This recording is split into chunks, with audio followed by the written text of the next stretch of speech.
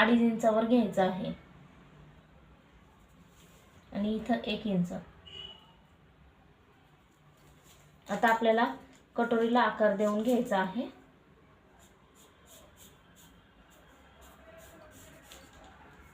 तुम्ही इथं बघू शकता एकदम व्यवस्थित असा कटोरीला आकार आलेला आहे.